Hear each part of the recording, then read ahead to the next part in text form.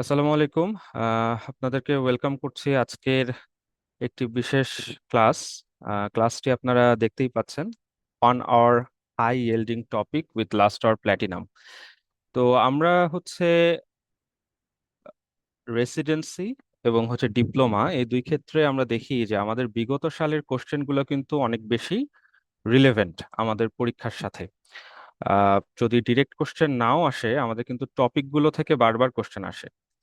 আপনারা যারা প্রিপারেশন নিচ্ছেন, নিশ্চয়ই আপনারা সলভ করবেন, আপনাদের প্রিভিয়াস ইয়ারে যে কোশ্চেনগুলো আছে এগুলো সলভ করবেন।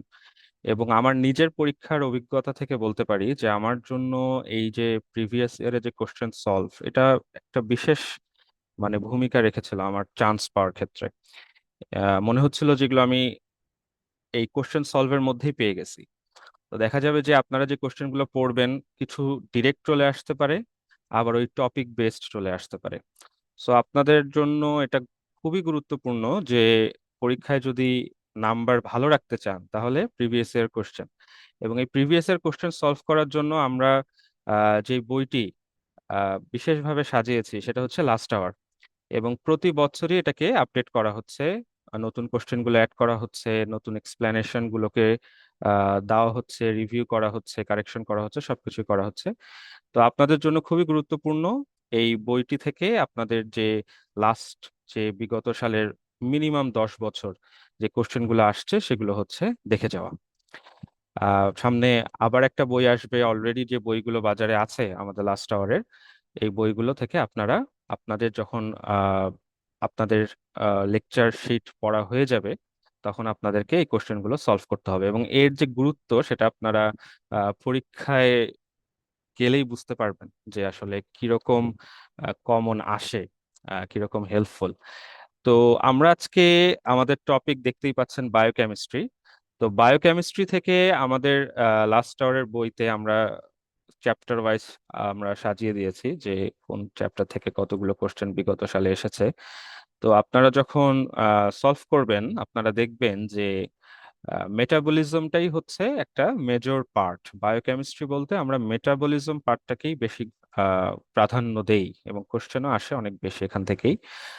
আর তার সাথে হচ্ছে আমাদের ফ্লুইড ইলেকট্রোলাইটস, যেটা আমরা বা প্যাথোলজি, ফিজিওলজিতে, মূলত ফিজিওলজিতেও পড়ি, অ্যাসিড বেস ব্যালেন্স তার সাথে থাকবে। এবং এই মেটাবলিজমের মধ্যেই আমাদের যে শীট বা যে বই আমাদের এখানে দেওয়া আছে, যে মেটাবলিজম, ভিটামিনস এবং মিনারেলস। তো এইখান থেকেই আজকে আমরা কিছু কোশ্চেন দেখব। আমাদের 10টার মতো বা 12টার মতো কোশ্চেন আমার আছে এখানে, খুবই গুরুত্বপূর্ণ কোশ্চেন যেগুলো বারবার এসেছে বিগত সালগুলোতে। তো সেগুলো নিয়ে আমরা একটু আলোচনা করব আপনাদের বই থেকেই। তো আমরা চলেন শুরু করি। শুরু করার আগে আমার পরিচয় আপনারা দেখতেই পাচ্ছেন, আমি ফেজ বি রেসিডেন্ট এখন বর্তমানে আছি বিএমইউ তে, ক্রিটিক্যাল কেয়ার মেডিসিন। তো চলেন আমরা শুরু করি। শুরু করার আগে আরেকটা কথা বলে নেই যে আমাদের এই মেটাবলিজম, ভিটামিন অ্যান্ড মিনারেলস থেকে আমরা আমাদের রেসিডেন্সি পরীক্ষায় এক্সপেক্ট করব যে 20টার 15টার মতো কোশ্চেন আসবে, 12টা থেকে 15টার মতো কোশ্চেন আসবে। যার মধ্যে আমাদের 10টা থেকে 12টাই আমরা মেটাবলিজম, কার্বোহাইড্রেট, প্রোটিন, ফ্যাট, এবং ফ্যাটের সাথে যে লাইপোপ্রোটিন, এর সাথে এগুলোর মধ্যেই আমরা পেয়ে যাব। তার বাইরে আমাদের ভিটামিনস এবং মিনারেলস এবং ফুড অ্যান্ড নিউট্রিশনেরও একটা ছোট অংশ আছে, এখান থেকে আমরা বাকিগুলো পাবো।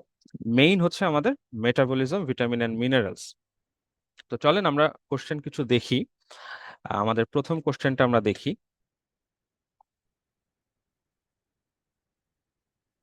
দেখেন, কোশ্চেনে বলছে যে the hormones elevated during starvation. আমরা যখন মেটাবলিজম পড়ি, সেটা কার্বোহাইড্রেট হতে পারে, প্রোটিন হতে পারে, ফ্যাট হতে পারে, সবগুলোরই কিন্তু আপনাদের কিছু মেটাবলিক পাথওয়ে আছে যেগুলো স্যালিয়েন্ট ফিচার।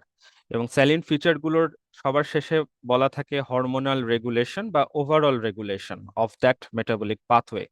তো সেক্ষেত্রে হরমোনাল রেগুলেশন গুলো প্রত্যেকটা মেটাবলিক পাথওয়ের জন্য ইনফিনিটি স্টার। এবং আমাদের কিছুটা বুঝেও নিতে হবে যে এটা কেন, এই হরমোনটা স্পেসিফিক্যালি এই পাথওয়েটাকে স্টিমুলেট করছে, কেন ইনহিবিট করছে।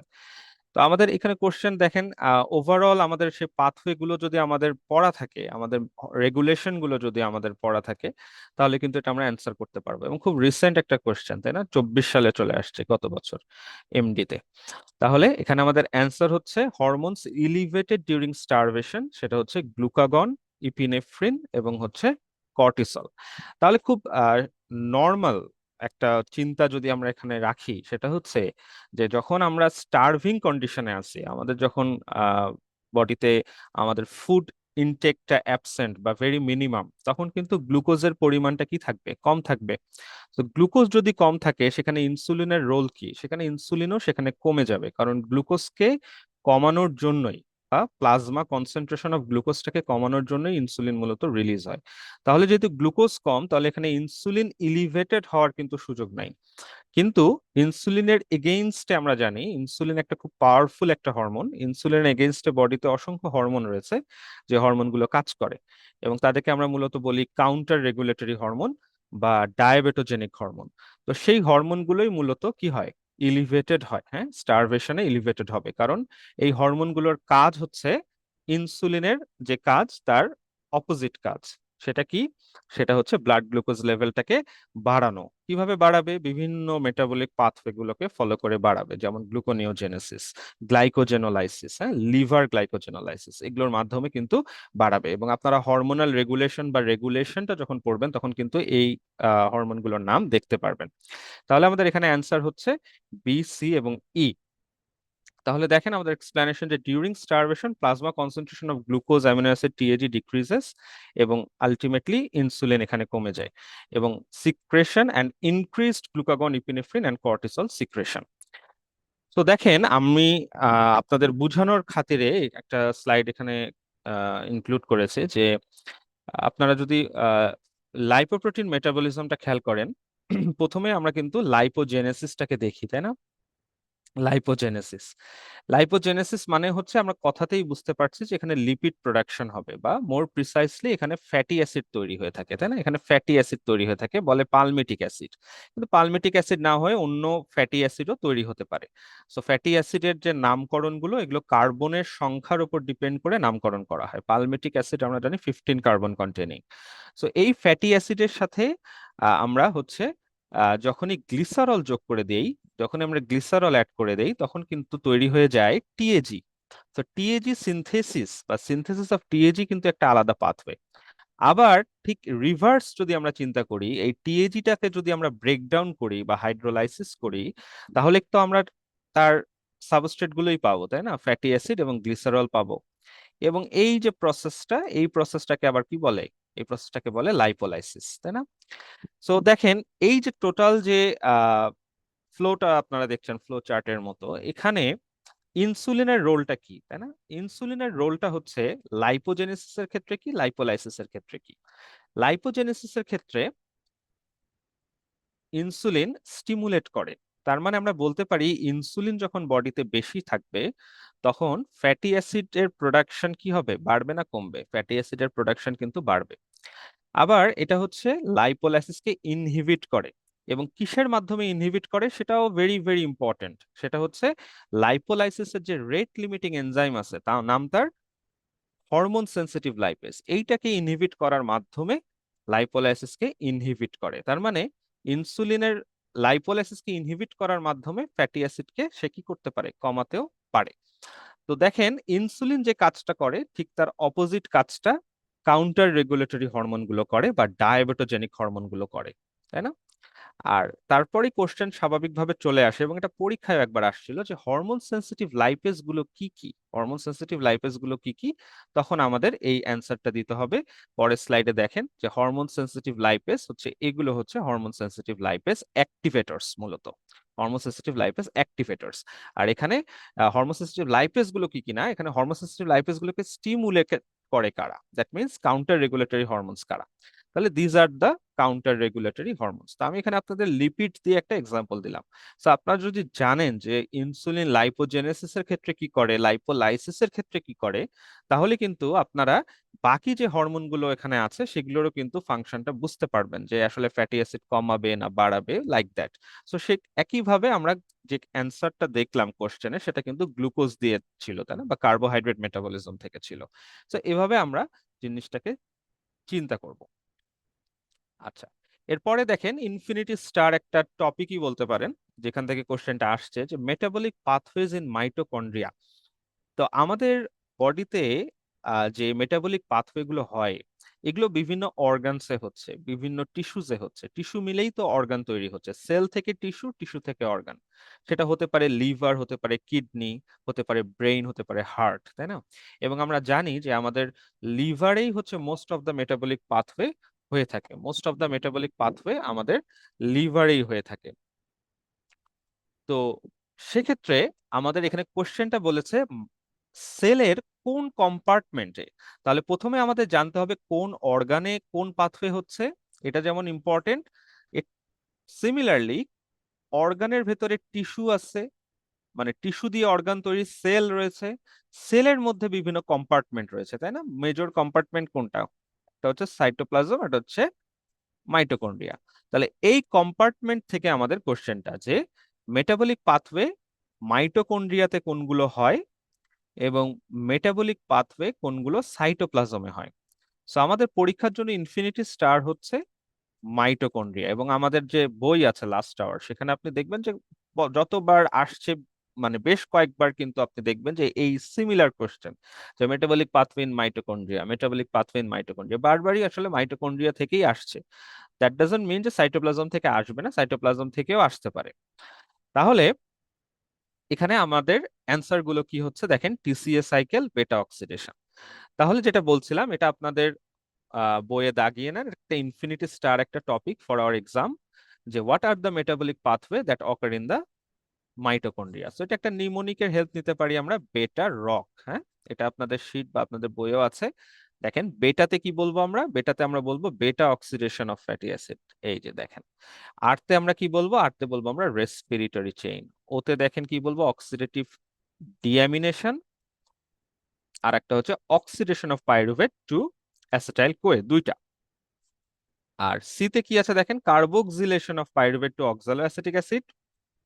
এবং কেতে কিটোজেনেসিস। এই সাতটা আমাদেরকে একেবারেই মেমোরাইজড থাকতে হবে।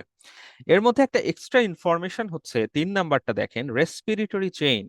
রেসপিরেটরি চেইন মাইটোকন্ড্রিয়ার একটা স্পেসিফিক জায়গায় হয়, এবং সেই জায়গাটার নাম কি? সেই জায়গাটার নাম হচ্ছে ইনার মাইটোকন্ড্রিয়াল মেমব্রেন। সো এটা যদি আউটার মেমব্রেন হয় মাইটোকন্ড্রিয়ার, এটা যদি ইনার মেমব্রেন হয়, তাহলে ইনার মেমব্রেনের ভিতরে আমাদের কিছু সেল রয়েছে, সেই সেলগুলোকে বলা হয় ক্রিস্টি। এবং এই সেলগুলোতেই মূলত রেসপিরেটরি চেইন সংগঠিত হয়, বা ইনার মাইটোকন্ড্রিয়াল মেমব্রেন অর ক্রিস্টিতে রেসপিরেটরি চেইন সংগঠিত হয়। তাহলে বাকিগুলো কোথায় হয়? বাকিগুলো হয় হচ্ছে মাইটোকন্ড্রিয়াল ম্যাট্রিক্সে। মাইটোকন্ড্রিয়াল ম্যাট্রিক্স, এই যে এখানে মাইটোকন্ড্রিয়াল ম্যাট্রিক্স, মাইটোকন্ড্রিয়াল ম্যাট্রিক্সে বাকিগুলো হয়। This is the mitochondrial matrix. তাহলে মাইটোকন্ড্রিয়াতে যে সকল পাথওয়ে হচ্ছে, সবগুলোই হচ্ছে কোথায়? মাইটোকন্ড্রিয়াল ম্যাট্রিক্সে। শুধুমাত্র রেসপিরেটরি চেইন যেটা হয় ইনার মাইটোকন্ড্রিয়াল মেমব্রেনে। এই কথাটাও infinity star for our exam.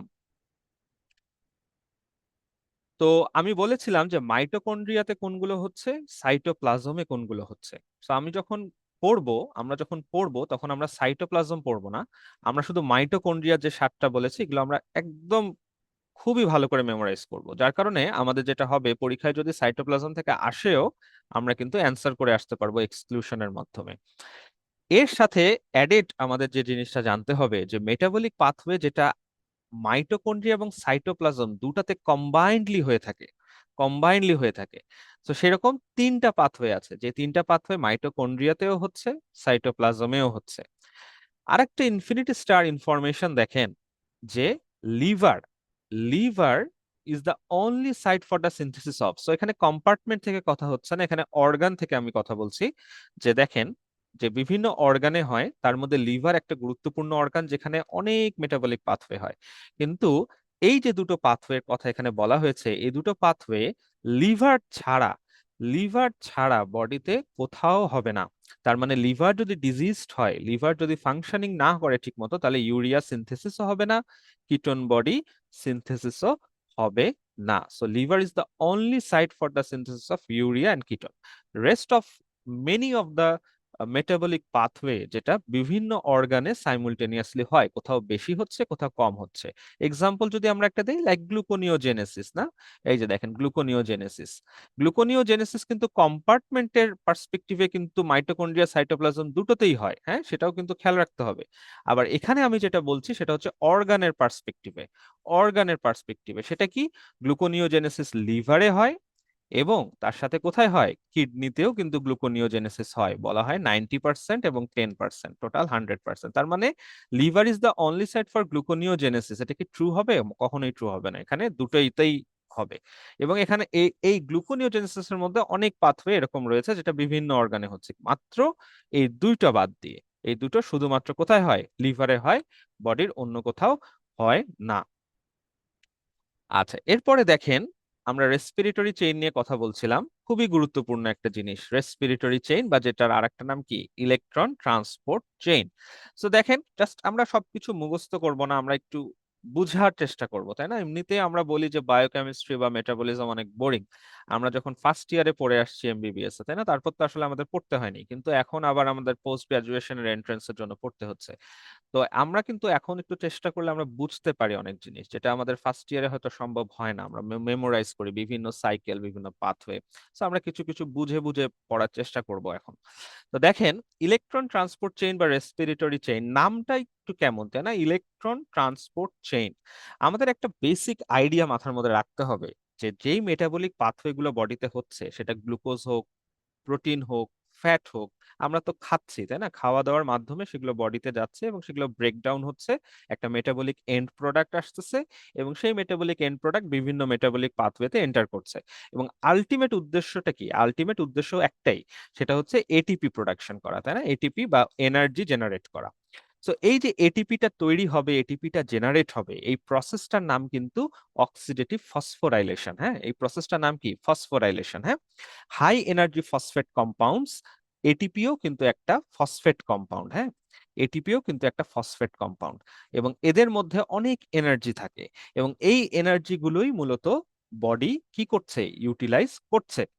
So electron transport বলতে বোঝানো হয় যে আমাদের যে এই যে পাথওয়ে গুলো সংগঠিত হবে, তার আগে তো এই যে ফুড পার্টিকেল গুলো সেগুলো ব্রেকডাউন হতে হবে, এবং ব্রেকডাউন হয়ে ওই সাইট অফ অ্যাকশনে আসতে হবে। সো এই যে সাইট অফ অ্যাকশনে তারা আসবে, এই আশাটা তারা ইলেকট্রন আকারে আসে। বুঝতে হবে সেটা কিভাবে আসে? ইলেকট্রন আকারে আসে, এবং এই ইলেকট্রনের মধ্যেই মূলত এনার্জি গুলো থাকে। সেটা কার্বোহাইড্রেট হোক, প্রোটিন হোক, ফ্যাট হোক, ব্রেকডাউন হওয়ার পরে সেটা ইলেকট্রনের মাধ্যমে আমাদের এই যে রেসপিরেটরি চেইনে মূলত এন্টার করে, যেখানে এটিপি জেনারেশন হয়। Huge amount of ATP is generated there. So দেখেন, কোশ্চেনে আমাদের কি বলছে এখানে? এ নাম্বার দেখেন, present in the inner mitochondrial membrane, যেটা নিয়ে কিন্তু অলরেডি আমরা আলোচনা করলাম একটু আগে, তাই না? যে ইনার মাইটোকন্ড্রিয়াল মেমব্রেন এটা হয়ে থাকে। is present in the nuclear membrane. So nuclear membrane তো definitely false, আমরা এ জানলে বি তো ফলসই হবে। Electron combine with oxygen and proton, এটা বুঝতে হবে আমাদের। আমরা যদি রেসপিরেটরি চেইনটা দেখি আমরা একটু ভিতরের দিকে, আমরা দেখব যে অক্সিজেন এবং প্রোটনের সাথে ইলেকট্রন কম্বাইন করে, এবং এখানে তৈরি হয় ওয়াটার। হ্যাঁ, এখানে তৈরি হয় ওয়াটার। সো আমরা যদি ইলেকট্রন ট্রান্সপোর্ট চেইনটা পড়ি, আমরা কিন্তু স্যালিয়েন্ট ফিচারে প্রোডাক্ট হিসেবে দেখব, সেখানে এটিপি জেনারেট হয় এবং ওয়াটার জেনারেট হয়, এবং এই মাধ্যমেই ওয়াটারটা জেনারেট হয়, ইলেকট্রন অক্সিজেন এবং প্রোটনের সাথে কম্বাইন করে। Has three separate protein complexes, এটা হচ্ছে ফলস হবে, কারণ থ্রি না, এটা হচ্ছে ফোর। হ্যাঁ, এটা ফোর প্রোটিন কমপ্লেক্স রয়েছে। আর flow of electron to oxygen directly synthesizes ATP, direct নয়, এটা একটা স্টেপ বাই স্টেপ প্রসেস। হ্যাঁ, এটা একটা step by step process, step by step process. তো চলেন আমরা এখন একটু দেখি। সো আমাদের এক্সপ্লেনেশন এই কথাগুলো আছে। আমাদের প্রবাবল স্টেমটা দেখেন, এখানে আমরা যে গুরুত্বপূর্ণ যে স্টেম গুলো পরীক্ষার জন্য ইনফিনিটি স্টার, সেগুলোকে আমরা রাখার চেষ্টা করেছি। যে হাইড্রোজেন ক্যারিয়ার্স গুলো কি, ইলেকট্রন ক্যারিয়ার্স গুলো কি। এই ক্যারিয়ার্স গুলো মূলত সবই কি? আলটিমেটলি এনার্জি ক্যারি করে, হ্যাঁ, এবং ইলেকট্রন ক্যারিয়ারেরই একটা পার্টিকুলার টাইপ হচ্ছে cytochrome. Cytochrome is a type of electron carrier যেটা রেসপিরেটরি চেইনে ইনভলভড। এবং কোনগুলো ইনভলভ একটু দেখে নেন, BC1C, rate limiting enzyme, infinity star, তাই না, রেসপিরেটরি চেইনের।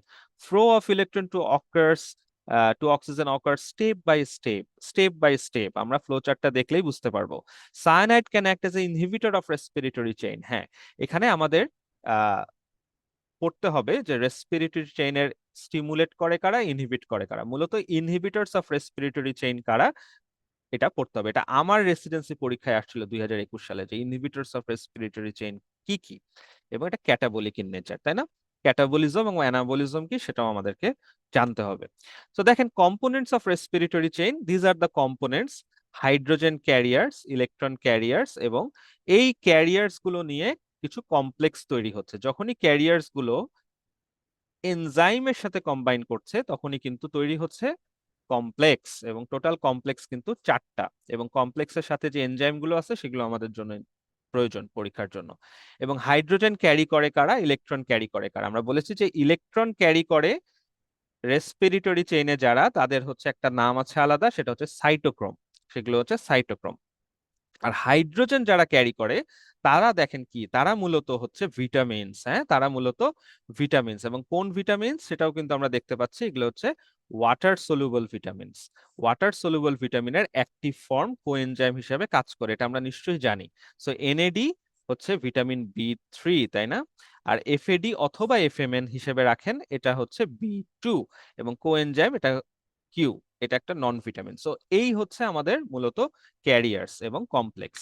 তো যেটা বলছিলাম যে আমাদের ফ্লো চার্টটা দেখলে আমরা বুঝতে পারবো, দেখেন এই যে এটা স্টেপ বাই স্টেপ একটা প্রসেস, তাই না? এটা একটা step by step process.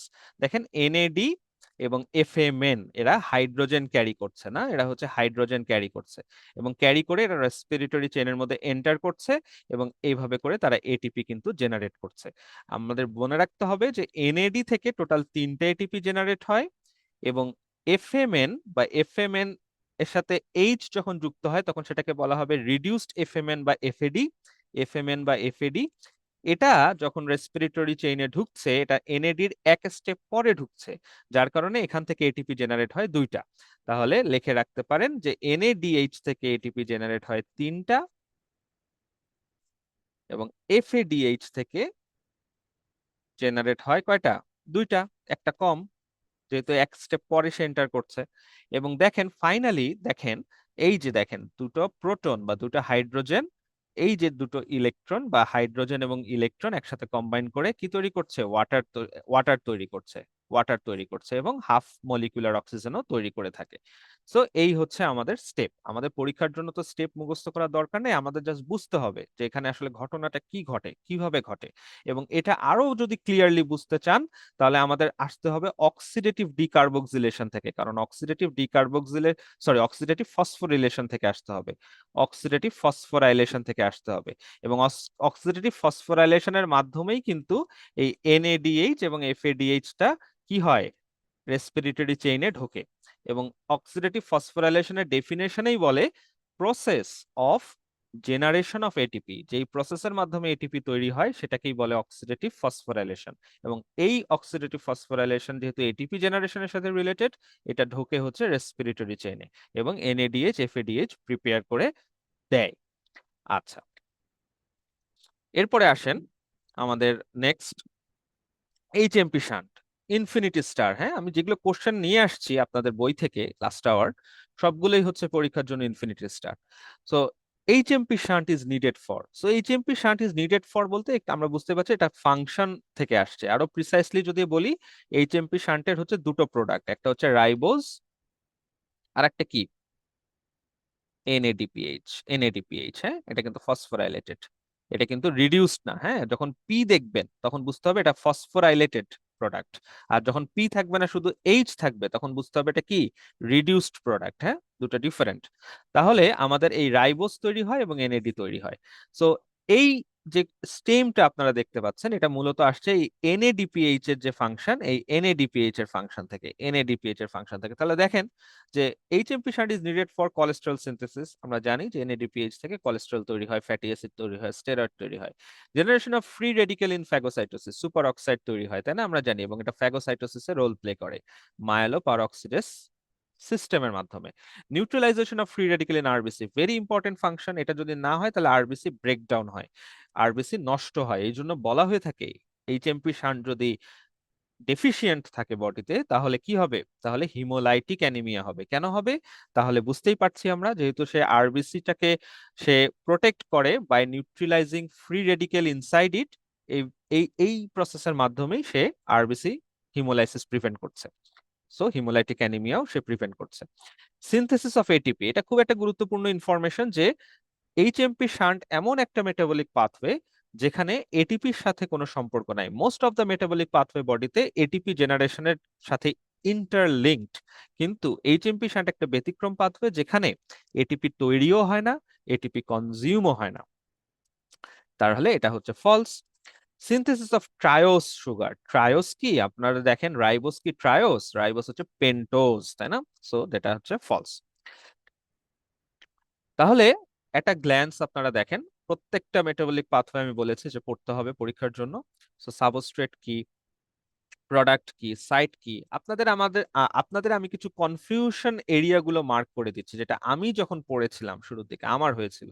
So দেখেন এখানে, দেখেন গ্লুকোজ 6 ফসফেট বলা, এটা দেখে ভাবার কোনো কারণ নেই যে এটা অন্য কোনো গ্লুকোজ। এটা হচ্ছে গ্লুকোজটাই হচ্ছে গ্লুকোজ 6 ফসফেট। মনে রাখতে হবে, গ্লুকোজ যখন সেলের ভিতরে ঢোকে তখন সেটা নাম হয়ে যায় গ্লুকোজ 6 ফসফেট।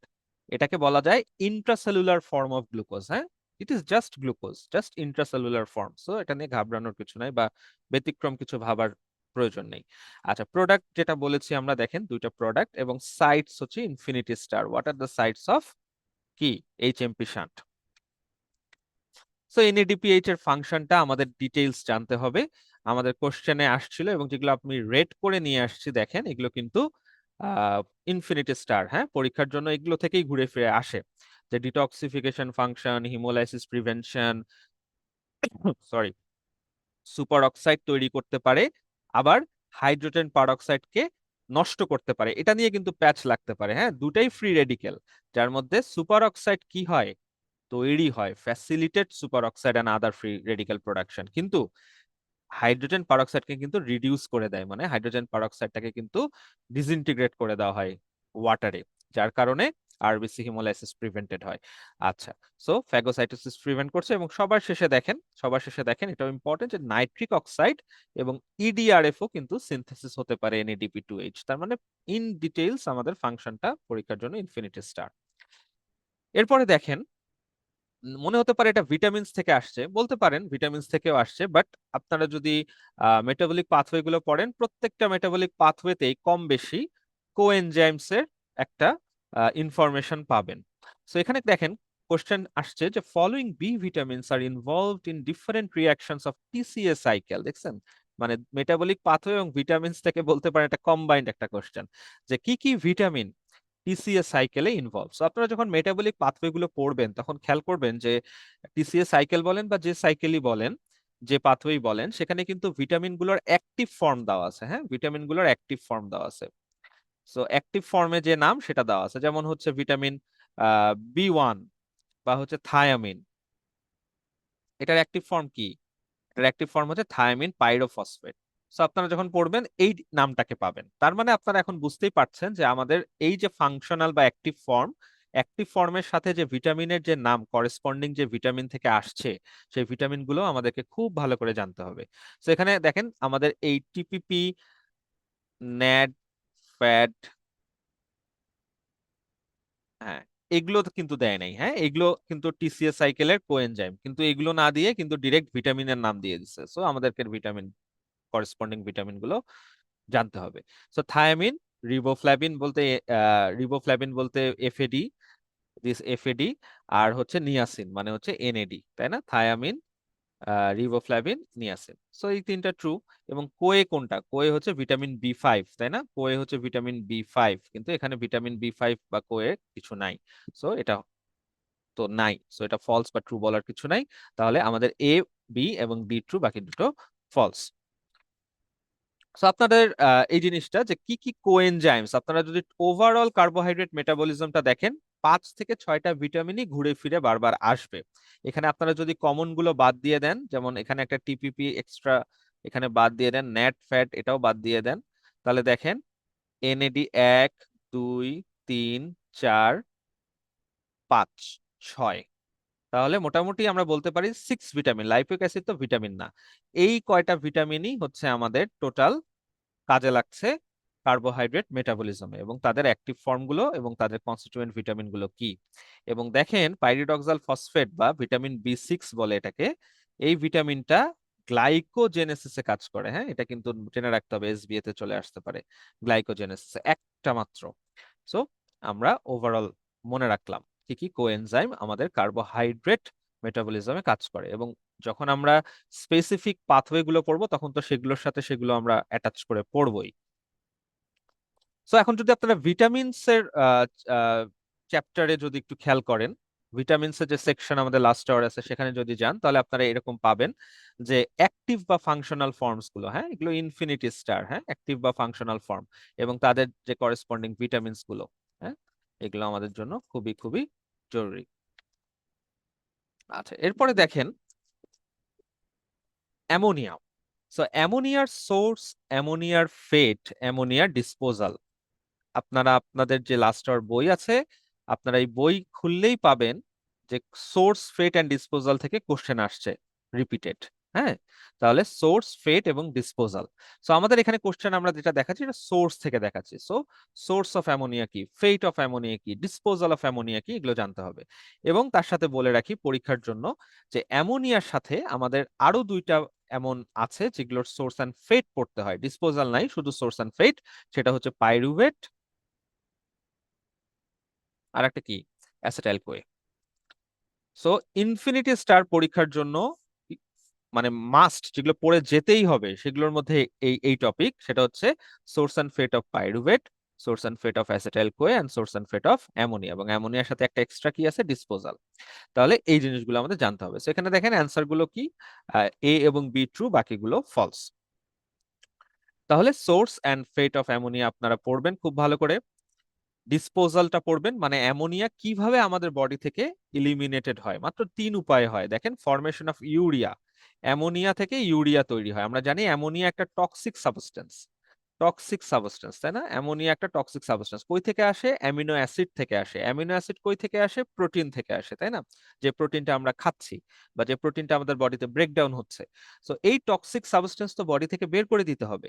ডিসপোজালে তিনটা তিনটা ডিসপোজাল। ডিসপোজালটা আসলে কি বোঝায়? যে অ্যামোনিয়া একটা টক্সিক সাবস্টেন্স, এটা আমাদের বডি থেকে ইলিমিনেট করতে হবে। সো এই ইলিমিনেশনের যে প্রসেস 3 ভাবে হয়ে থাকে। The most important one is the urea cycle. Urea সাইকেলের মাধ্যমে আমাদের এই টক্সিক অ্যামোনিয়াটা নন টক্সিক ইউরিয়াতে কনভার্ট হয়, এবং সেটা কি হয়? ইউরিন দ্বারা এক্সক্রেটেড হয়। So formation of urea through urea cycle and it's expression with the urine. এবং আমরা শুরুতে বলেছিলাম কি, ইউরিয়া সাইকেল কোথায় হয়? শুধুমাত্র লিভারে হয়। তার মানে লিভার যদি কোনো কারণে ডিজিজড থাকে, লাইক লিভার সিরোসিস বা হচ্ছে এএলএফ হতে পারে, অ্যাকিউট লিভার ফেলিয়ার, এনকেফালোপ্যাথি, যে কোনো কন্ডিশন হতে পারে, সেখানে কি হবে? ইউরিয়া ডেফিনেটলি ফর্ম হবে না, ইউরিয়া ফর্মেশন হবে না। So synthetic function of the liver compromise থাকবে সেখানে। সো ইউরিয়া ফর্মেশন না হওয়ার কারণে এখানে এই যে অ্যামোনিয়া রয়েছে সেটা কি হবে? বডিতে বিল্ড আপ হবে, অ্যাকিউমুলেট করা শুরু করবে। সো টক্সিসিটি উইল ডেভেলপ, এবং সেটাকে অ্যামোনিয়া ইনটক্সিকেশন বা অ্যামোনিয়া টক্সিসিটি বা হাইপার অ্যামোনেমিয়া বলা হয়। এবং আমরা বলেছিলাম এটাও, এটা আপনারা শুনতে পেরেছেন কিনা না কেটে গেছে, যে অ্যামোনিয়াটা আলটিমেটলি কই থেকে আসছে, তাই না? অ্যামোনিয়াটা আসছে হচ্ছে অ্যামিনো অ্যাসিড থেকে। অ্যামিনো অ্যাসিড থেকে by the process of transamination and deamination. আপনারা সবসময় চেষ্টা করবেন কোরিলেট করা, কোরিলেট করলে দেখবেন মেটাবলিজম পড়তেও মজা। ট্রান্সঅ্যামিনেশন এবং ডিঅ্যামিনেশনের মাধ্যমে আমাদের এই অ্যামোনিয়াটা তৈরি হয়, যার মধ্যে ট্রান্সঅ্যামিনেশনে NH2 তৈরি হয়, যেটাকে অ্যামিন গ্রুপ বলে। এবং এই অ্যামিন গ্রুপ ডিঅ্যামিনেশনে ঢুকে তৈরি করে অ্যামোনিয়া, এবং এই অ্যামোনিয়াটা ইউরিয়া সাইকেলের মাধ্যমে ঢুকে অ্যামোনিয়া থাকে না, সেটা কনভার্টেড হয়ে যায় নন টক্সিক ইউরিয়াতে। আচ্ছা, সো ইউরিয়া সাইকেলের কিছু কথা বললাম, এটা খুবই ইম্পর্টেন্ট পরীক্ষার জন্য। প্রোটিন মেটাবলিজম থেকে আমাদের দুটা জিনিস, একটা হচ্ছে অ্যামোনিয়া আর একটা হচ্ছে ইউরিয়া সাইকেল, এই দুটো একেবারে ইনফিনিটি স্টার টপিক। আচ্ছা, 2 নাম্বার দেখেন ডিসপোজালের কি, গ্লুটামেট এবং গ্লুটামিন ফরমেশনের মাধ্যমে ডিসপোজাল সম্ভব। এবং গ্লুটামিনটা কি, একটা temporary non toxic storage and transport form of ammonia, এবং কোন কোন অর্গানে হয় সেটা একটু জেনে রাখলাম আমরা, অত ইম্পর্টেন্ট না। আচ্ছা, ফাইনালি এটা কি হতে পারে, অ্যামোনিয়া ডিরেক্ট হচ্ছে ইউরিনে এক্সক্রেট হতে পারে by the formation of ammonium salt. তাহলে এই 3 ভাবে অ্যামোনিয়া ডিসপোজাল হয়। তাহলে অ্যাট আ গ্ল্যান্স যদি আমরা দেখি আমাদের জন্য কি দরকার, আমাদের জন্য জাস্ট কি ওয়ার্ডটা দরকার আমাদের, যেহেতু ট্রু অ্যান্ড ফলস, আমাদের তো রিটেন লিখতে হবে না। তো ট্রু অ্যান্ড ফলস লিখতে পারলে আমাদের নাম্বার। তাহলে দেখেন সোর্স, জাস্ট ছোট কথা, যে অ্যামিনো অ্যাসিড একটা সোর্স, গ্লুটামিন একটা source, amine, purine, pyrimidines, bacterial action in the intestine, মানে ব্যাকটেরিয়াল ফ্লোরা বা ইন্টেস্টিনাল ফ্লোরা থেকেও অ্যামোনিয়া তৈরি হয়। ফেটে দেখেন কি কি তৈরি হতে পারে অ্যামোনিয়া থেকে, কি কি অ্যানাবলিক ফেট, কি অ্যামোনিয়া মানে কি কি তৈরি হতে পারে অ্যামোনিয়া থেকে, যেমন ইউরিয়া তৈরি হতে পারে, glutamine, ammonium salt, non essential amino acid, like that. এবং ডিসপোজাল তো আমরা বললাম। এবং এখানে দেখেন গ্লুটামিন 3 জায়গায় কমন, সো পড়া আমাদের জন্য একটু সহজ, যে সোর্সেও আছে, ফেটেও আছে, ডিসপোজাল আছে। সো এট আ গ্ল্যান্স আমরা এটা দেখে নিলাম, এবং এটা আপনারা একটা ছবিও রাখতে পারেন, এটা পড়লেই হয়ে যাবে। আচ্ছা, এরপর আমরা কথা বলতেছিলাম কিটোন বডি নিয়ে। কিটোন বডি একটা মানে এটাও হচ্ছে সুপার ইম্পর্টেন্ট। হ্যাঁ, কিটোন বডি নেই ইটসেলফ আমরা কথা বলতে পারবো ঘন্টা, 1 ঘন্টা 2 ঘন্টাও কথা বলা সম্ভব, মানে এত কিছু আছে এখানে জানার মতো, এবং খুব ইন্টারেস্টিং। তো আমরা কোশ্চেনে থাকি, তাই না, আমাদের কোশ্চেনে আমরা থাকি যে কিটোন বডিজ থেকে দেখেন পরীক্ষায় আসা কোশ্চেন, এবং মাল্টিপল টাইমস বিভিন্ন ধরনের কোশ্চেন আসছে। তো কিটোন বডিজ প্রথমটা দেখেন are produced in the liver, আবার কিন্তু আমাদের সেই আগের কথা, যে লিভারে শুধুমাত্র কিটোজেনেসিস হয়, আর কোথাও কিটোজেনেসিস হয় না। সো এটা তো ডেফিনেটলি একটা ট্রু স্টেটমেন্ট, তাই না, যার প্রডিউসড ইন দ্য লিভার। আচ্ছা, বি নাম্বারে দেখেন can be utilized by the brain. আমরা এখানে বলছিলাম যে প্রলংড স্টারভেশন, প্রলংড স্টারভেশনে গেলেই শুধুমাত্র ব্রেইন কিটোন বডিকে কি হিসাবে ব্যবহার করে, মেটাবলিক ফুয়েল হিসেবে ব্যবহার করে। আদারওয়াইজ সে শুধুমাত্র গ্লুকোজে থাকে, গ্লুকোজ ছাড়া সে অন্য কিছুকে ব্যবহার করে না। সো কিটো ডাইট এখন আমাদের কে কি করা হয়, আমাদের যে স্যাররা আছেন, বড় বড় যে আমাদের স্পেশালিস্ট আছেন, এটা এন্ডোক্রাইনোলজিস্ট যারা, এটা কি করে, এটাকে ডিসকারেজ করে, তাই না, যে আসলে ketone is not a good fuel for the body. কারণ ব্রেইন আপনাদের বলেন, ব্রেইন বলেন বা অন্যান্য অর্গানও কিন্তু কিটোনকে অত বেশি প্রায়োরিটি দেয় না, but this is a metabolic fuel obviously, but এটা সবসময় সেকেন্ড চয়েস বা থার্ড চয়েস। আচ্ছা, আর নন ভলাটাইল, এটা আমরা বলেছিলাম যে মূলত 3 ধরনের কিটোন আছে, প্রাইমারি কিটোন এবং দুটো সেকেন্ডারি কিটোন, এবং তার মধ্যে 2টা হচ্ছে নন ভলাটাইল এবং একটা হচ্ছে ভলাটাইল। সো যেহেতু নন ভলাটাইলের সংখ্যাটাই বেশি, সো এটা ট্রু হবে। আর বলেছে তার আবার প্লুরাল ফর্ম, সো বুঝতেই পারছেন। সো কোশ্চেনের মানে পুরা লাইনটা আমাদেরকে বুঝতে হবে অ্যান্সার করার আগে, যে আর নন ভলাটাইল, তো সেটা এই জন্য ট্রু হয়ে গেল। বাট এই যে অ্যাসিটনটা, এই অ্যাসিটনটা হচ্ছে ভলাটাইল, দ্যাট ইজ এটা কি হয়, এটা বডি থেকে তৈরি হওয়ার সাথে সাথেই বের হয়ে যায়, এবং সেটা রেসপিরেটরি রুটের মাধ্যমে বের হয়ে যায়, এবং খুব কম পরিমাণে তৈরি হয়, যেটার আসলে প্রয়োজন নাই। সেটা সিস্টেম্যাটিক্যালি দেখেন তৈরিও হয় অনেক কম, মাত্র 2% কিট অ্যাসিটন তৈরি হয়, যেটার আসলে কোনো রোল নাই বলতে গেলে, মানে বডিতে তার কোনো বায়োকেমিক্যাল রোল নেই। কিন্তু অ্যাসিটন আমরা জানি, একটা আমরা টার্ম আমরা নিশ্চয়ই পড়েছি, যে অ্যাসিটন ব্রেথ, তাই না, অ্যাসিটন ব্রেথ একটা ডায়াগনস্টিক পারপোজ সার্ভ করে। কোন রোগে, ডায়াবেটিক কিটোঅ্যাসিডোসিসে, যেখানে এক্সিলারেটেড কিটোজেনেসিস হয়। সো দেখেন এক্সিলারেটেড কিটোজেনেসিস বলতে না বলতেই ডি নাম্বারটা দেখেন, যে ইনক্রিজ কিটোজেনেসিস মানে হচ্ছে accelerated ketogenesis in the liver may lead to ketonemia. এটা খুব স্বাভাবিক ব্যাপার, তাই না, যেখানে যে জিনিসটা বেশি বেশি তৈরি হবে সেটা তো ব্লাডে বাড়বে। তাহলে কিটোনেমিয়া মানে increase ketone in the blood. আবার দেখেন আমি বলেছিলাম যে এই একই ঘটনা যদি ইউরিনে হয়, যেহেতু কিটোন বেড়ে গেল, তার মানে ইউরিনেও কিটোন বাড়বে। So excess of ketone in the urine that will lead to ketonuria, এবং এই কিটোনেমিয়া এবং কিটোনুরিয়াকে একসাথে আমরা বলি কিটোসিস। সো এটা ট্রু। ফাইনালি দেখেন E number, production is regulated by the insulin and glucagon. তো এই যে দেখেন আবার সে হরমোনাল রেগুলেশন।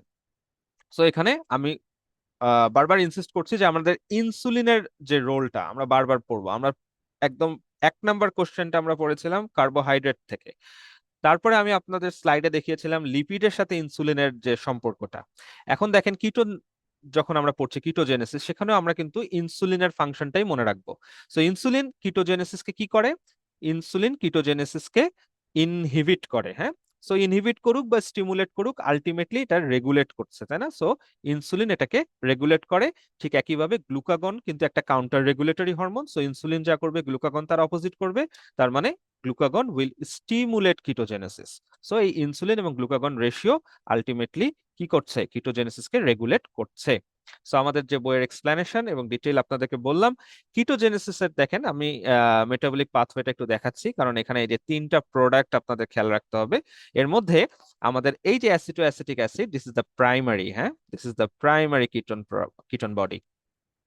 এবং এই প্রাইমারি থেকেই আমি এগুলো ক্লাসে, যখন আমি লেকচার ক্লাস নেই, আমি এগুলো খুব সুন্দর করে বোঝানোর চেষ্টা করি। তো এই প্রাইমারি থেকেই এই দুটো তৈরি হয়, দ্যাট ইজ অ্যাসিটোন অ্যান্ড বেটা হাইড্রক্সি বিউটারিক অ্যাসিড। আচ্ছা, তাহলে সাইড দেখেন লিভার, আর কি কিছু আছে? আর কিন্তু কিছু নাই, থাকা সম্ভব না। আপনারা কম্পার্টমেন্ট যেমন পড়বেন, তার সাথে সাথে কোন কোন অর্গানে কোনটা হয়, আরবিসি তে কোনগুলো হয়, কিডনিতে কোনগুলো হয়, হার্টে কোনগুলো হয়, লিভারে কোনগুলো হয়, এই চারটা ইনফিনিটি স্টার। কম্পার্টমেন্ট দেখেন মাইটোকন্ড্রিয়া, কিটোজেনেসিস কিন্তু আমরা দেখেছিলাম যে অকারিং ইন মাইটোকন্ড্রিয়া, তার মধ্যে কিটোজেনেসিস ছিল। নেচার হচ্ছে অ্যানাবলিক। কেন অ্যানাবলিক? দেখেন, কারণ এখানে প্রোডাক্ট তৈরি হচ্ছে, বড় বড় মোটা সোটা প্রোডাক্ট তৈরি হচ্ছে, সো এটা তো ক্যাটাবলিক হওয়ার সুযোগ না, এটা হচ্ছে anabolic. So anabolism versus catabolism, এটাও আমাদের জানতে হবে। রেট লিমিটিং এনজাইম, প্রত্যেকটা metabolic pathway rate limiting enzyme is infinity star. এটিপির সাথে এখানে কোনো সম্পর্ক নাই। হরমোনাল রেগুলেশন, এখানে দেখেন আমি লাল করে আনছি, ইনসুলিন ইনহিবিট করে, হ্যাঁ, ইনসুলিন কিটোজেনেসিসকে ইনহিবিট করে। তো মেটাবলিক ফুয়েল থেকে যেহেতু একটা স্টেম ছিল আমাদের, সো দেখেন মেটাবলিক ফুয়েলের এই বক্সটা, এটা আপনাদের লাস্ট আওয়ারে মেটাবলিক ফুয়েল সেকশনে দেওয়া আছে। সে এখানে এই যে আছে, এর মধ্যে ব্রেইন এবং হার্ট, এই দুটো হচ্ছে ইনফিনিটি স্টার পরীক্ষার জন্য। এবং দেখেন কিছুটা সিমিলার প্যাটার্ন আপনারা খেয়াল করতে পারবেন, যে ওয়েল ফেড স্টেট থেকে শুরু করে একদম প্রলংড স্টারভেশন পর্যন্ত ফর ব্রেইন, খেয়াল করেন glucose glucose glucose, even prolonged স্টারভেশনে চলে গেছে, তারপরেও দেখেন গ্লুকোজ, তার মানে সে গ্লুকোজ ছাড়া অচল। এবং সেই পর্যায়ে যেই শুধুমাত্র সে কিটোন বডি কি করছে, ব্যবহার করছে। হার্টেও কিছুটা সিমিলার প্যাটার্ন লক্ষণীয়, দেখেন fatty acid fatty acid fatty acid fatty acid. এবং স্টারভেশনে যাওয়ার পরে সে কিন্তু কিটোন ব্যবহার করছে। স্টারভেশনে যাওয়ার পরে স্কেলেটাল মাসলও কিটোন ব্যবহার করছে। তো কিটোন ব্যবহার হয় as a metabolic fuel, that is true. But এটা সবসময় স্টারভিং কন্ডিশনে, ওয়েলফেড স্টেট বা ফাস্টিং এও ইভেন ব্যবহার হয় না। সো এই এই টোটাল বক্সটা ইম্পর্টেন্ট। এর মধ্যে ব্রেইন এবং হার্ট হচ্ছে ইনফিনিটি স্টার, এটা হচ্ছে ট্রিপল স্টার স্কেলেটাল মাসল। আচ্ছা, এরপরে আমরা যাই। দেখেন এটা একটা SBA, 7 year old boy comes to pediatric outpatient department with dry eye, toad skin, মানে সবই বলে দিচ্ছে আপনাদের। এটা কত সহজ একটা কোশ্চেন, ড্রাই আইও বলে দিচ্ছে, toad স্কিনও বলে দিচ্ছে, রিপিটেড রেসপিরেটরি ট্র্যাক্ট ইনফেকশনও বলে দিচ্ছে। তাহলে ডেফিসিয়েন্সি কি হবে? এটা এটা কি না পারার মতো? এটা হচ্ছে vitamin A, vitamin A deficiency. তার মানে আমরা যখন ভিটামিনস পড়বো, সব ভিটামিনসেরই কি আছে, ডেফিসিয়েন্সি ফিচার আছে, তাই না? সবগুলোরই ডেফিসিয়েন্সি ফিচার ইম্পর্টেন্ট, তার মধ্যে ভিটামিন এ তো বলা বাহুল্য যে এটা কত বেশি important. So vitamin A deficiency feature থেকে কোশ্চেনটা আসছে, এক্সপ্লেনেশন। এবং এই যে আপনারা যদি একটু ব্রডলি দেখেন, যে ডেফিসিয়েন্সি অফ ভিটামিন এ এর মধ্যে দুটো ভাগ করে নেবেন, যে অকিউলার কি কি হচ্ছে এবং এক্সট্রা অকুলার কি কি হচ্ছে। সো অকুলারের মধ্যে নাইট ব্লাইন্ডনেস থেকে শুরু করে জেরোপথ্যালমিয়া, কেরাটোম্যালেশিয়া। আর এক্সট্রা অকুলারের মধ্যে দেখেন চোখ শেষ হয়ে গেল, এর মধ্যে স্কিনে কি হচ্ছে, GI tract, respiratory tract, genito urinary, প্রত্যেকটা আলাদা আলাদা করে জানতে হবে। এর মধ্যে একটা স্পেশাল অ্যাটেনশন আপনাদের আমি ড্র করছি একটা বিষয়ে, সেটা হচ্ছে মেটাপ্লাসিয়া গুলো একটু খেয়াল করেন। মেটাপ্লাসিয়া কোথায় কোথায় হয়? সো যদি বলা হয় যে vitamin A deficiency leads to metaplastic change in which of the following organs, in which of the following system, তখন কিন্তু অ্যান্সার করতে হবে, কোশ্চেন আসছে। সো মেটাপ্লাসিয়া দেখেন, respiratory, genital tract, urinary tract, তিনটা ট্র্যাক্ট বা তিনটা সিস্টেম, রেসপিরেটরি, জেনিটাল, ইউরিনারি, এই তিনটাতে ভিটামিন এ ডেফিসিয়েন্সি হলে কি হবে, মেটাপ্লাসিয়া হবে বা মেটাপ্লাস্টিক চেঞ্জ হবে। সো ভিটামিন থেকে আরেকটা খুব গুরুত্বপূর্ণ ভিটামিন হচ্ছে ভিটামিন ডি। এবং একদম যদি লাস্ট যে কোশ্চেন গুলো আমরা যদি ফলো করি, একদম 25 সালে তো লাস্ট পরীক্ষা হয়েছে, সেটা ডিপ্লোমা, ডিপ্লোমা পরীক্ষা হয়েছে, এখনো তো রেসিডেন্সি হয়নি। তো ভিটামিন ডি থেকে কোশ্চেন আসছে, ভিটামিন ডি থেকে আসছে বলতে ডিরেক্ট ভিটামিন ডি থেকে বললে ভুল হবে, এটা কোশ্চেনটা ছিল যে ইন্টেস্টিনাল ফ্লোরার মাধ্যমে কোন কোন ভিটামিন তৈরি হয়, তার মধ্যে ভিটামিন ডি একটা, এবং এটা ভিটামিন ডি তেই কিন্তু দেওয়া আছে। আপনার যদি লেকচার শিটও দেখেন, ওটার সাথেই কিন্তু এটা অ্যাটাচ করা আছে। এবার কিন্তু কোশ্চেন চলে আসছে, বা ওটার আগে কিছু দেওয়া আছে। তো vitamin D, regarding vitamin D, UV রে ইজ আ সোর্স। আমরা কিন্তু এটা জানি যে সবসময় বলে যে রোদে যাও, সানলাইটে যাও, কারণ সানলাইটের মাধ্যমে ভিটামিন ডি পাওয়া যায়। সো এটা আমরা ছোটবেলা থেকেই জানি। সো ইউভি রে একটা source. Cholesterol is the precursor. Now we know যে আমাদের স্কিনে রয়েছে 7 ডি হাইড্রোকোলেস্টেরল, এবং এই 7 ডি হাইড্রোকোলেস্টেরলটা এই ইউভি রে সংস্পর্শে এসে কিসে কনভার্ট হয়ে যায়? কনভার্ট হয়ে যায় into the form of vitamin, যেটা আলটিমেটলি লিভারে যাবে। সেটা আমরা দেখাবো একটু পরে। Can be low in CKD.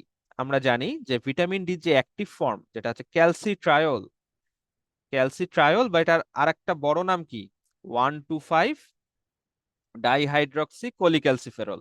1,2,5 তিনটাই কিন্তু বলতে হবে, 1,2,5 ডাইহাইড্রক্সি কোলিক্যালসিফেরল, ইন শর্ট হচ্ছে ক্যালসিট্রায়ল। সো এটা কোথায় তৈরি হয়? এই final activation of vitamin D বলা হয় হয় কিডনিতে, কিডনির প্রক্সিমাল কনভলিউটেড টিউবুলে হয় মূলত, কিডনিতে। সো যার সিকেডি আছে, তার কি এই ভিটামিন ডি প্রোডাকশন ভালো হওয়ার সম্ভাবনা আছে অ্যাক্টিভ ফর্ম? না, ডেফিনেটলি নট। সো এটা can be low, that is true. 2,5 hydroxy কোলিক্যালসিফেরল is the active form. দেখেন 2,5 ঠিক আছে, কিন্তু 1 কই? 1 তো নাই, তার মানে এটা false. So 1,2,5 dihydroxy cholecalciferol is the active form. Actions are mediated through binding with G protein coupled receptor. আমরা জানি যে ভিটামিন ডি বেসিক্যালি একটা vitamin, but it acts like a hormone. এবং সে হরমোন হিসেবে যে কাজ করে, এটা একটু ডিপ থেকে দিয়েছে যে আহ, সে মেকানিজমটা কি। মেকানিজমটা হচ্ছে ইন্ট্রাসেলুলার ভিটামিন ডি রিসেপ্টরই থাকে, সেই রিসেপ্টরের সাথে বাইন্ড করে মূলত ভিটামিন ডি হরমোন হিসেবে কাজ করে। আর যদি কোশ্চেন করে যে ভিটামিন ডি কোন হরমোনের মতো কাজ করে, হুইচ টাইপ অফ হরমোনের মতো কাজ করে, তখন আমরা কি অ্যান্সার দিব? Steroid. Vitamin D acts like আ স্টেরয়েড হরমোন। হ্যাঁ, এটা আপনারা জেনে রাখবেন। এবং তার মেকানিজমটা কি? মেকানিজমটা হচ্ছে ভিটামিন ডি রিসেপ্টর সেলের ভিতরেই থাকে, সেটার সাথে বাইন্ড করে কাজ করে। সো ই নাম্বারটা ফলস। সো এক্সপ্লেনেশন যা বললাম তাই। এবং দেখেন এই যে ফ্লো চার্টটা, যে এই যে 7 ডি হাইড্রোকোলেস্টেরল যেটা স্কিনে রয়েছে, এবং এই যে খাওয়া দাওয়া করছি আমরা, খাওয়া দাওয়া থেকেও তো ভিটামিন ডি পাওয়া যায়। এর মধ্যে ভিটামিন ডি 3 পাই, এবং সেটা হচ্ছে animal source. Animal source, plant সোর্সেও কিন্তু পাওয়া যায় কিছু পরিমাণ, বাট এনিম্যাল সোর্সে যেটা পাই সেটা বেশি ইম্পর্টেন্ট, এবং সেটার নাম ডি 3 বা পলিক্যালসিফেরল। প্রত্যেকটা কথা, আমি কিন্তু কোনো কথা এমনি বলছি না, প্রত্যেকটা জিনিস পরীক্ষার জন্য ইম্পর্টেন্ট। তাহলে স্কিনে 7 ডি হাইড্রোকোলেস্টেরল ইউভি রে সংস্পর্শে এসে, বা সানলাইট বা রোদের মধ্যে গেছি আমরা, ইউভি রে পেলাম, এবং সেটা এই কোলিক্যালসিফেরলে কনভার্ট হয়ে গেল। এবং খাওয়া দাওয়ার মাধ্যমে ডিরেক্টলি কোলিক্যালসিফেরল পাচ্ছি আমরা। সো আলটিমেটলি এই কোলিক্যালসিফেরল, সো এই কোলিক্যালসিফেরলটা এই hydroxylase enzyme, this is an enzyme, এই এনজাইমের প্রেজেন্সে কনভার্ট হয়ে গেল ক্যালসিডায়োলে। এবং এটা কোথায় হলো? সেটা লিভারে হলো। হ্যাঁ, সেটা কিন্তু লিভারে হলো। তার মানে লিভার দেখেন কত ইম্পর্টেন্ট একটা অর্গান আমাদের বডিতে। কিন্তু এই ক্যালসিডায়াল হয়ে কি কাজ হবে? কাজ হবে না, কারণ ভিটামিন ডি তার অ্যাক্টিভ ফর্মে না গেলে তো তার ফাংশন এক্সার্ট করতে পারবে না। সেই অ্যাক্টিভ ফর্মে যাওয়ার জন্য, বা ফাইনাল অ্যাক্টিভ ফর্মে যাওয়ার জন্য, তাকে কোথায় যেতে হবে? কিডনিতে যেতে হবে। এবং কিডনিতে যে এই হাইড্রোক্সিলেস এনজাইমের প্রেজেন্সে কনভার্ট হবে ইনটু হোয়াট? ক্যালসিট্রায়ল। এটার নাম হচ্ছে 1,2,5 ডাইহাইড্রক্সি কোলিক্যালসিফেরল। সো এই হচ্ছে ভিটামিন ডি তৈরির ওয়ে, পাথওয়ে। এবং ভিটামিন ডির ফাংশন কি, যদি আমরা একটা লাইনে বলি, what is the function of vitamin D? দুইটা ফাংশন। একটা হচ্ছে ক্যালসিয়াম কি করবে? রিঅ্যাবজর্পশন বাড়াবে, বা ক্যালসিয়াম অ্যাবজর্পশন বাড়াবে। আর একটা কি করবে? ফসফেট বাড়াবে। ফসফেট বাড়াবে। এবং এটার সাথে প্যারাথাইরয়েড হরমোন খুব রিলেটেড, প্যারাথাইরয়েড হরমোন খুব রিলেটেড ভিটামিন ডি 3 সাথে, বা ভিটামিন ডির সাথে। হ্যাঁ, প্যারাথাইরয়েড হরমোন এর কি করবে? প্যারাথাইরয়েড হরমোন ক্যালসিয়াম বাড়াবে এবং ফসফেট কমাবে। দেখছেন একটা জায়গায় খালি পার্থক্য। কেন প্যারাথাইরয়েডের কথাটা এখানে তুললাম? কারণ প্যারাথাইরয়েড হরমোনই কিন্তু one of the stimulant of vitamin D activation. So দেখেন, এটা আপনাদের ফিজিওলজির সাথে কিছুটা কোরিলেট হলো এখানে। তাহলে এইভাবে আমাদের জানতে হবে। So vitamin D is infinity star for exam. তারপর খুবই সহজ একটা কোশ্চেন, যেটা রিপিটেড আসছে, যেটা কেউ ভুল করবে না। তারপরেও দেখাচ্ছি, কারণ অনেক সময় দেখা যায় কমন জিনিসে আমরা স্কিপ করি, যে vitamin K dependent clotting factor sir একদম 2, 7, 9, 10 একেবারে একসাথে, এটা আমরা নিশ্চয়ই পারি। 2, 7, 9, 10, 2, 7 আছে, খুঁজবেন 2, 7, 9, 10 কোনগুলো সেগুলো বলবেন। আর একটা কথা বলে রাখি, এই 2, 7, 9, 10 এগুলোর কিন্তু নাম আছে কিন্তু, হ্যাঁ, প্রত্যেকটার কিন্তু আলাদা আলাদা নাম আছে ফ্যাক্টর গুলোর। তো ফ্যাক্টর গুলোর নাম সহ কিন্তু একটু মেমোরাইজ করে রাখবেন। তো এমন একটু ট্রিকি ওয়েতে দিল যে ফ্যাক্টরের নাম না দিয়ে দিয়ে দিল হচ্ছে আহ মানে এই রোমান সংখ্যাগুলো না দিয়ে তাদের অরিজিনাল যে নেম সেটা দিয়ে দিল, তখন কিন্তু অ্যান্সার করা কঠিন হবে। তো এই জন্য আমাদের নামগুলো মুখস্থ রাখতে হবে সাইড বাই সাইড। আচ্ছা, মিনারেলস থেকে যদি আপনারা একটু খেয়াল করেন, বিগত কয়েক সালে আমি 3 সাল বা 4 সাল আমি একটু স্টাডি করেছিলাম, সেখানে দেখলাম যে মিনারেলস থেকে কোশ্চেন অনেক কম আসতেছে ইদানিং। এবং যা আসছে মোটামুটি এই জিঙ্ক থেকে কোশ্চেন আসছে, তাও আবার গত মনে হয় 24 সালে আসেনি কোনো কোশ্চেনই ওরকম মিনারেলস থেকে আসেনি। তার আগে আসছিল জিঙ্ক থেকে। তো জিঙ্ক হচ্ছে ইদানিং কালের খুব ফেভারিট একটা মিনারেলস বলা যায় পরীক্ষার জন্য। তো সেক্ষেত্রে আমাদের জিঙ্কটা অবশ্যই A to Z পড়ে রাখতে হবে। ট্রেস এলিমেন্টস কোনগুলো, খুবই ইম্পর্টেন্ট, এগুলো বারবার আসছে, আগে আসছে কিন্তু অনেক আসছে। What are the trace elements, আপনারা আপনাদের লাস্ট আওয়ার খুললেই পাবেন ট্রেস এলিমেন্টস আলাদা করেই দেওয়া আছে। ট্রেস এলিমেন্টস বারবার। আলট্রা ট্রেস এলিমেন্টস কোনগুলো সেটা পড়বেন। সো এখানে একটা আমি জাস্ট একটা বলে রাখি যে আহ ম্যাক্রো মিনারেলস, আর একটা আছে আলট্রা মাইক্রো বা হচ্ছে আলট্রা ট্রেস। এর মধ্যে মাইক্রো পড়ার দরকার নাই, হ্যাঁ। আপনারা ম্যাক্রো যে 7-8টা আছে না টোটাল, এই ম্যাক্রো গুলো একদম ফুল মেমোরাইজ করে রাখবেন, এবং আলট্রা ট্রেসের রয়েছে 3টা। এই কয়টা মনে রাখবেন, মাইক্রোর মধ্যে প্রায় 10টা 12টার মতো আছে। সো আমরা এটা পড়বো না, আমরা ম্যাক্রো গুলো মুখস্থ করব, আলট্রা ট্রেসটা মুখস্থ করে রাখবো, এবং এর বাইরে যা আসবে সবগুলাই মাইক্রো। আচ্ছা, তো এটা তো আমরা বললাম না যে is an essential component of carbonic anhydrates, এটা হচ্ছে কার্বনিক অ্যানহাইড্রেটস এর এনজাইমের একটা কোফ্যাক্টর, হ্যাঁ। সরি, এটা হচ্ছে cofactor component, essential component cofactor. So মনে রাখতে হবে, ভিটামিনস গুলো যখন এনজাইমকে হেল্প করে তাদেরকে বলে কোএনজাইম। মিনারেলসরা যখন এনজাইমকে হেল্পার হিসেবে কাজ করে, ক্যাটালিস্ট হিসেবে কাজ করে, তখন সেটাকে বলে কোফ্যাক্টর। সো কোফ্যাক্টর কি, কোএনজাইম কি, তাই না? ডেফিসিয়েন্সি কজেস গয়টার, এটা তো আমাদের মানে চোখ বন্ধ করে এটা আমরা অ্যান্সার করতে পারবো, কারণ গয়টার তো কোনোভাবেই জিঙ্কের সাথে রিলেটেড না, তাই না? এটা হচ্ছে আয়োডিনের সাথে রিলেটেড, এন্ডেমিক গয়টার, যেটা ডেফিসিয়েন্সি অফ আয়োডিনের সাথে রিলেটেড। Helps in iron absorption from the gut, না তো, তাই না? আয়রন অ্যাবজর্পশনে কে হেল্প করে? আয়রন অ্যাবজর্পশনে যদি হেল্প করে, কপার হেল্প করে, gastric hydrochloric acid, vitamin C, তাই না? এরা হচ্ছে আয়রন অ্যাবজর্পশনে হেল্প করে। Is necessary for wound healing, definitely. Is used in diarrhoea, আমরা জানি না, আমরা যারা পেডিয়াট্রিক ওয়ার্ডে আমরা যারা ইন্টার্নিতে তো করেছি, এবং আর পরেও যারা করছেন বা যারা রিলেটেড আছেন তারা জানেন যে ডায়রিয়ার বাচ্চাদেরকে বিশেষ করে জিঙ্ক সিরাপ দেওয়া হয়, তাই না? তো জিঙ্ক আমাদের ডায়রিয়াতে দেওয়া হয়। এক্সপ্লেনেশন আপনাদের বইয়ে এটাই দেওয়া বলতে গেলে প্রায়। হ্যাঁ। আর হচ্ছে জিঙ্কের যে ফাংশন, তো এখানে দেখেন ফাংশনটা, দেখেন ফাংশনের মধ্যেই দেখছেন carbonic anhydrase, cofactor of enzyme. এবং শুধু কার্বনিক অ্যানহাইড্রেস বললে হবে, এই যে এগুলোও কিন্তু পড়ে রাখতে হবে। এসওডি তে কি, সুপার অক্সাইড ডিসমিউটেস, অ্যালকালাইন ফসফেটেস, এই তিনটা একদম খুবই ইম্পর্টেন্ট, তাই না? তারপর গোনাডাল অ্যাক্টিভিটি সাপোর্ট করে গ্রোথ, উনহিনে। এই যে ডেফিসিয়েন্সি সিমটম, সব থেকে ইম্পর্টেন্ট হচ্ছে ডেফিসিয়েন্সি সিমটমস এখানে একটা এক্সট্রা লিখে রাখেন, ইমিউনোডেফিসিয়েন্সি, ইমিউনিটিও কমায় দেয়, হ্যাঁ। আচ্ছা, ডার্মাটাইটিস নিয়ে একটু বলে রাখি, যারা মেডিসিন ফ্যাকাল্টিতে পরীক্ষা দিচ্ছেন তারা একটা টার্ম মনে রাখেন, অ্যাক্রোডার্মাটাইটিস এন্টেরোপ্যাথিকা। অ্যাক্রোডার্মাটাইটিস এন্টেরোপ্যাথিকা, এটা হচ্ছে জিঙ্ক ডেফিসিয়েন্সির, এটা একটা কনজেনিটাল জেনেটিক মিউটেশনের সাথে রিলেটেড। এটা হচ্ছে অটোজোমাল রেসেসিভ একটা কন্ডিশন, এটা জিঙ্ক ডেফিসিয়েন্সির সাথে রিলেটেড। আচ্ছা, টক্সিসিটি হলে কি হয়, দ্যাটস ইট। আচ্ছা, আমরা লাস্ট এই কোশ্চেনটা দেখবো।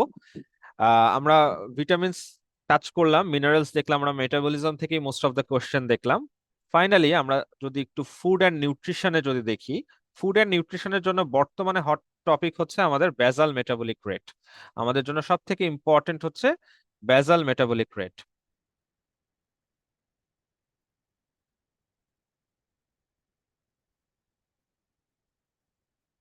আচ্ছা, ক্লাসের শেষে একটু রিভিউ। আচ্ছা, আহ, আচ্ছা আমি একটু রিভিউ করে দিব আবার ইন শর্ট। আচ্ছা, বেসাল মেটাবলিক রেট, তাই না? তো ফুড অ্যান্ড নিউট্রিশন থেকে কোশ্চেন খুবই কম আসে। তার মধ্যে ইম্পর্টেন্ট হচ্ছে, সব থেকে ইম্পর্টেন্ট হচ্ছে বেসাল মেটাবলিক রেট। তারপরে যদি কিছু পড়তে চান সেটা হচ্ছে পেম, প্রোটিন এনার্জি ম্যাল নিউট্রিশন। হ্যাঁ, এই দুটো পড়লেই মোটামুটি কভার হয়। একটা হচ্ছে এর মধ্যে ম্যারাসমাস এবং কোয়াশিওর এর মধ্যে পার্থক্যটা আসছে, কয়েকবার আসছে, বিএমআর থেকে কয়েকবার আসছে। হ্যাঁ, আচ্ছা, তাহলে দেখেন এখানে কোশ্চেনটা একদম স্পেসিফিক আসছে যে বিএমআর কোথায় বাড়ে। সো বিএমআর বাড়ার কিন্তু প্যাথোলজিক্যাল কজও আছে, ফিজিওলজিক্যাল কজও আছে। সো এখানে মূলত কম্বাইন্ড দিয়েছে, ফিজিওলজিক্যাল প্যাথোলজিক্যাল মিলাই। সো এটা আমাদের আসলে মেমোরাইজ করতে হবে যে কোন কোন প্যাথোলজিক্যাল কজ, মানে কোন কোন ডিজিজ প্রসেসে বাড়ে, কোন কোন ডিজিজ প্রসেসে কমে, এরকমও আছে। সো সেটা আমাদের মেমোরাইজ করতে হবে। এটা আসলে মেমোরাইজের বিষয়। তাহলে হাইপার থাইরয়েডিজম এবং ফেব্রাইল কন্ডিশনে বিএমআর বাড়ে, বাকিগুলোতে কি হয়, বিএমআর কমে। সো বিএমআর থেকে একটু আমরা পড়ে নেই। বিএমআরটা মূলত কি জিনিস, বেসাল মেটাবলিক রেট, তাই না? আমরা যখন একটা রেস্টিং কন্ডিশনে আছি, আমরা রেস্ট নিচ্ছি। সো এই রেস্টের অবস্থাতে, রেস্টিং অবস্থাতে আমাদের তো বডির ফিজিওলজি তো বন্ধ নেই, তাই না? আমরা তো ফিজিওলজিক্যাল যে প্রসেস গুলো, মেটাবলিক পাথওয়ে গুলো, এগুলো তো বন্ধ নেই, এগুলো তো চলছে। তো এগুলো চলার জন্য যে এনার্জিটা খরচ হচ্ছে, এই এনার্জির যে হিসাবটা, এই হিসাবটাই হচ্ছে বিএমআর। ঠিক আছে, এটা হিসাব করা যায়, এটাকে ক্যালকুলেট করা যায়, এটাই হচ্ছে বিএমআর।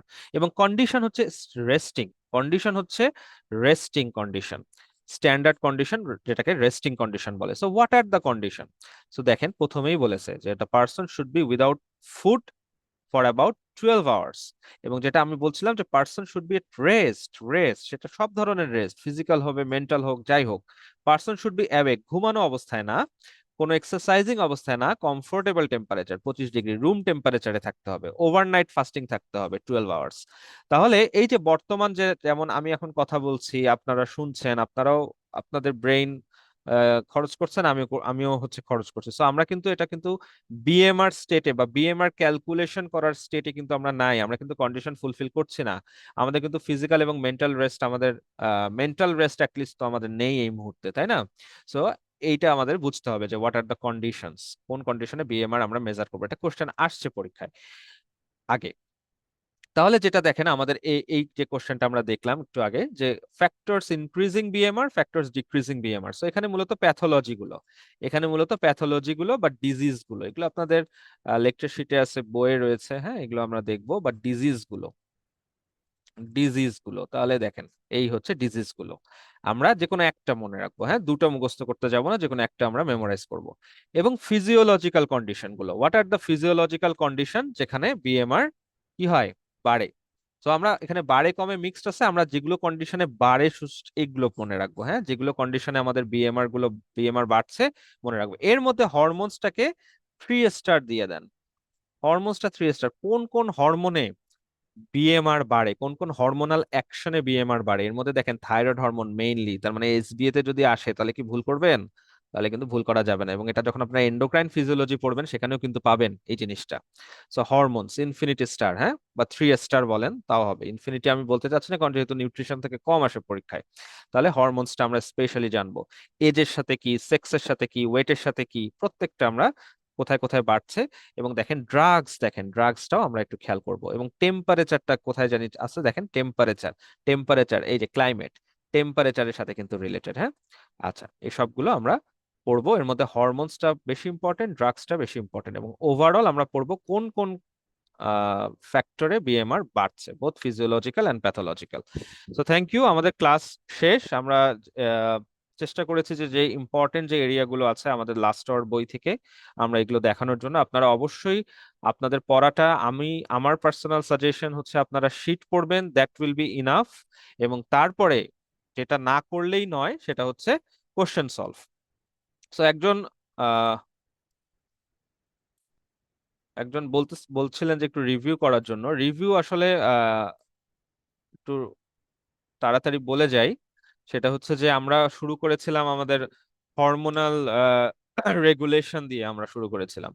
এবং আমি বলেছিলাম যে হরমোনাল রেগুলেশনের মধ্যে কার্বোহাইড্রেট, প্রোটিন, ফ্যাট, তিনটারই আলাদা আলাদা ভাবে আমাদের মাথায় রাখতে হবে। এবং সব সময় আপনাদের টেক টেক হোম মেসেজ হচ্ছে ইনসুলিন, হ্যাঁ, ইনসুলিন কি করছে আপনারা খুঁজে বের করবেন যে ইনসুলিন ওই মেটাবলিক পাথওয়েকে কি করে, এবং এর এগেইনস্টে সব হরমোনগুলোকে রেখে দিবেন। কিছু এক্সেপশন থাকবে, কিছু এক্সেপশন থাকবে, কিন্তু আপনারা একটা ওভারভিউ পেয়ে যাবেন যে ইনসুলিন এই কাজটা করে, তার মানে ইনসুলিনের এগেইনস্টে যে গ্রুপটা রয়েছে যাদেরকে আমরা কাউন্টার রেগুলেটরি বলি, যাদেরকে আমরা ডায়াবেটোজেনিক হরমোন বলি, তারা ঠিক অপোজিট কাজটা করবে। সো আপনারা কিন্তু সহজ হবে পড়াটা।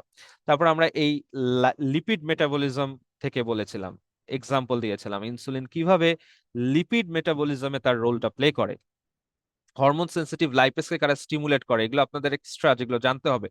এবং হরমোন সেন্সিটিভ লাইপেজ অ্যাক্টিভেশন করে কারা, ডেফিনেটলি তারাই করবে যারা ইনসুলিনের এগেইনস্টে যারা কাজ করবে। So these are the hormones, এটা পরীক্ষায় আসা কোশ্চেন। তাহলে হরমোন সেন্সিটিভ লাইপেজকে কারা স্টিমুলেট করে, এটা আমি দেখিয়েছিলাম। এরপরে আমরা বলেছিলাম যে metabolic pathway, mitochondria, cytoplasm, occurring in both mitochondria and cytoplasm. So এটা একটা কম্পার্টমেন্ট। তারপরে আরেকটা কি ছিল আমাদের, আরেকটা ছিল হচ্ছে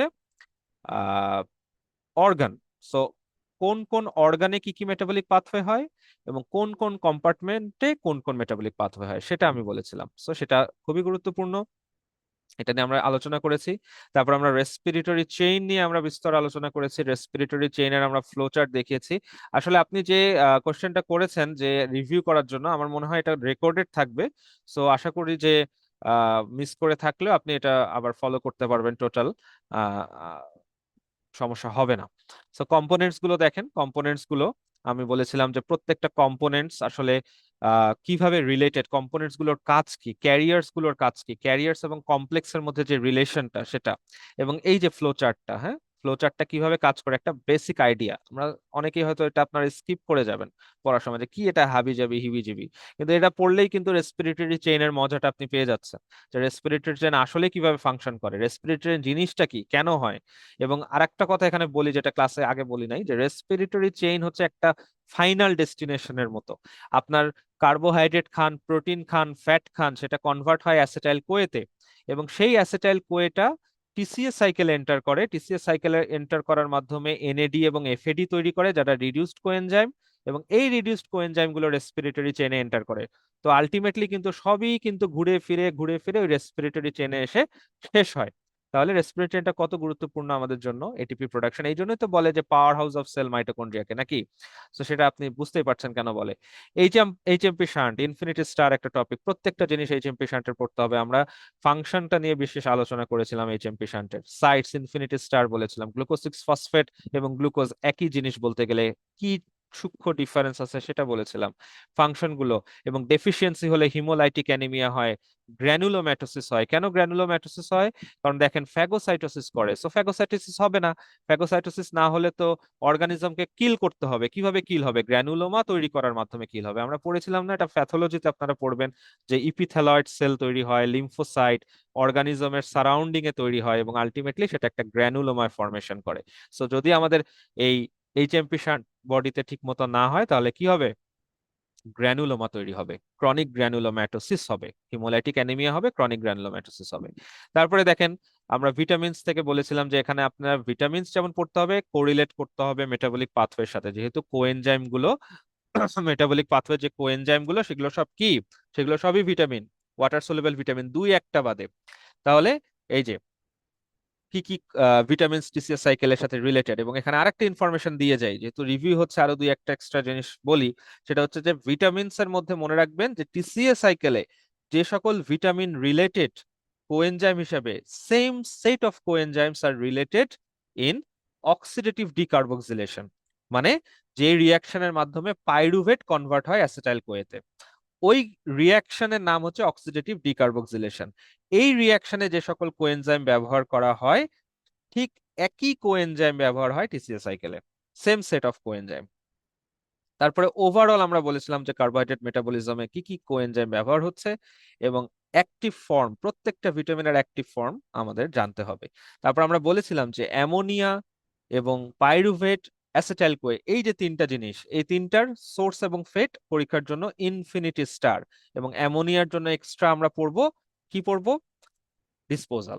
এবং এই পর্যন্তই আপনি জানতে চেয়েছিলেন যে যে বলেছেন যে একটু রিভিউ করতে, বাকিগুলো আপনি করেছেন। সো এই আমাদের আজকের ক্লাস।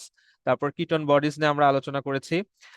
তারপরে কিটোজেনেসিস, মেটাবলিক ফুয়েল নিয়ে আমরা একটু দেখেছি কি হচ্ছে মেটাবলিক ফুয়েলে, কিটোনের জায়গাটা আমরা দেখিয়ে দিয়েছি যে কিটোন আসলে তার পজিশনিংটা কোথায়, ডেফিসিয়েন্সি হলে কি হয় ভিটামিন এ, খুবই সহজ একটা কোশ্চেন। এবং মেটাপ্লাস্টিক চেঞ্জ, আবার বলছি মেটাপ্লাস্টিক চেঞ্জ, হ্যাঁ metaplastic change important. Vitamin D very important, vitamin D এর ফ্লো চার্ট, ফ্লো চার্টটা আপনারা পড়বেন।